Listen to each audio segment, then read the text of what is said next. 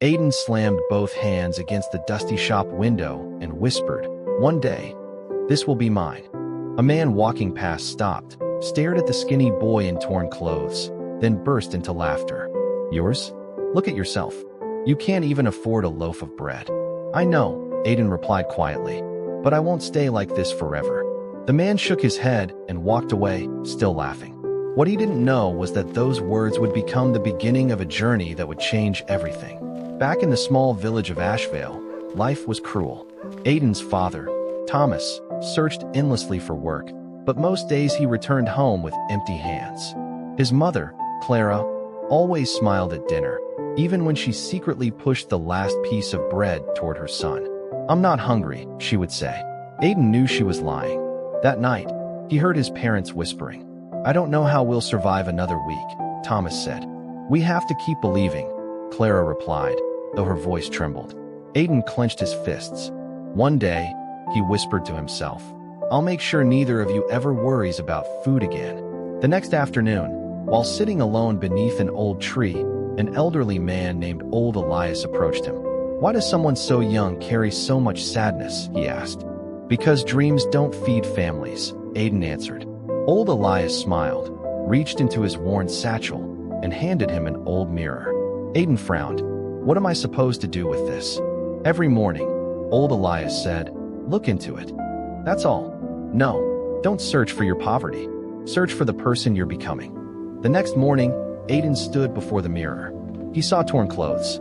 He saw tired eyes. Then he remembered Old Elias's words. "No," he whispered, "that's not who I am." From that day on, everything changed. Before sunrise, he helped his father. After school, he washed cups and cleaned tables at Mr. Brooks' tea shop.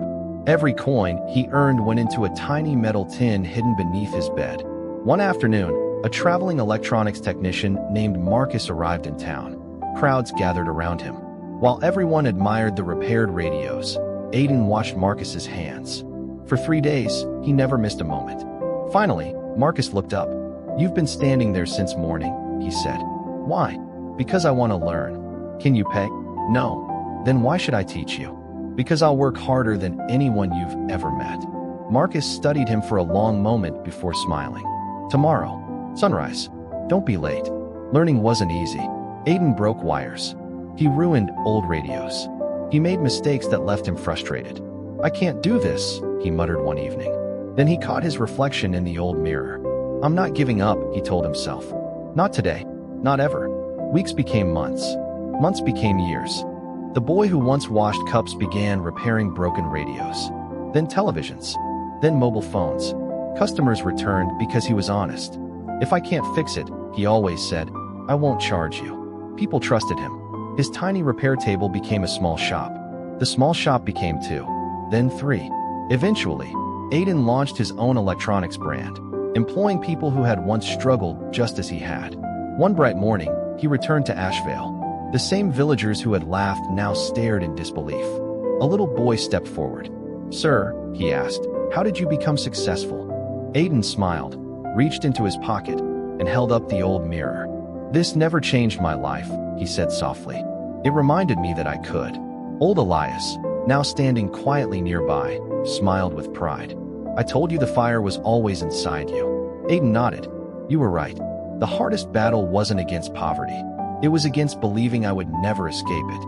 If Aiden's journey reminded you that your circumstances don't have to define your future, take a moment to like this video. And in the comments, tell us one dream you're refusing to give up on, no matter what anyone says. Remember, dreams alone don't change lives. Courage does.